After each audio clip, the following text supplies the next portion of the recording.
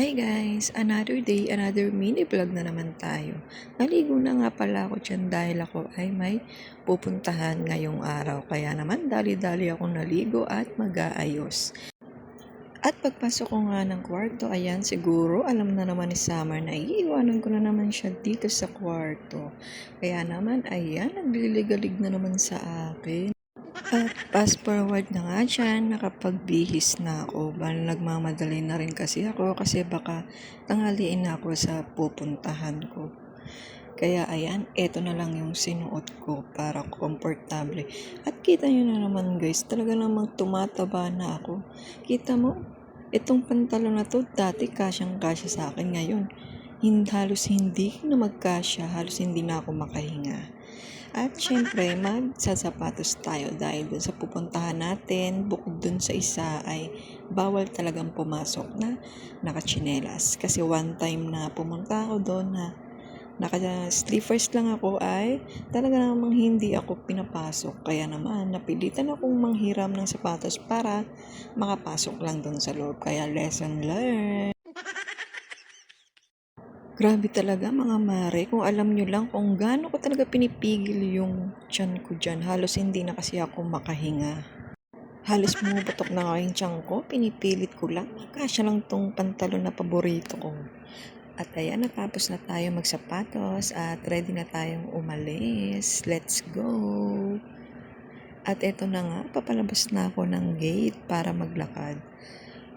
At nakita ko sobrang init, sayang lang at nasira yung payong ko kaya magtitiis tayo nito sa init mga mare. Nilalakad ko na papalabas ng ating iskinita.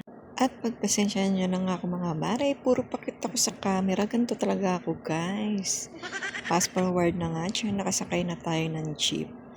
Buti na lang nakasakay na tayo agad-agad at walang masyadong pasahero. Minsan kasi, sa amin ay ilang jeep muna bago kang masakay kasi laging punuan. Kaya ito naka-tiyempo tayo ng halos walang halos tao. Minsan kasi pag gusto kong makaupo sa pinakaunahan, doon ako sumasakay sa may area 1 kasi doon ang gagaling yung mga jeep na dumadaan dito sa aming kanto. Kaya pag sinisibag ako at hindi ako masyadong nagmamadali, doon ako pumupunta. At fast forward na nga tayo, nakarating na tayo dito sa ating pupuntahan. Ito talaga yung pinakakinatatakot ko, ang pagtawid. Kaya naman hindi ako tatawid nang mag-isa lang kasi ang dami kong napapanood sa mga TV na sa sobrang pagmamadali ay nadidisgrasya o nababangga tayo. Kaya pag tayo tumatawid, tingin sa kanan, kaliwa.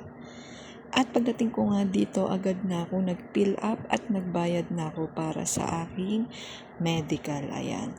Dito ako lagi napunta pa nagpapamedical ako kasi bukod sa mura, madali ang pagkuha dito.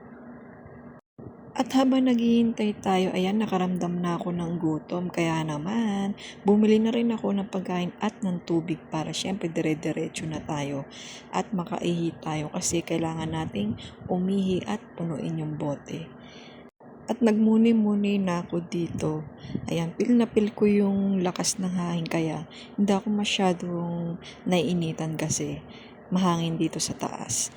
At fast forward na nga, naghihintay na tayo dito sa drug test para tayo ay makapag-simula na. At nakuha ko na rin tong stab ko at yung pag-iihian natin. Kaya tara, let's go! At natapos na nga tayo mga mare sa ating pagpapamedical.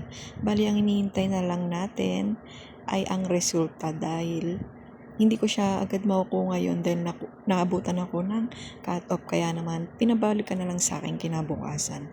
At fast forward na nga dyan, nakasakay na ako ng jeep at papauwi na ako ng bahay.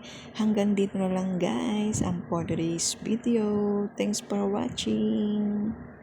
At naway gabayan ako ni Lord sa aking biyahe. Yun lang.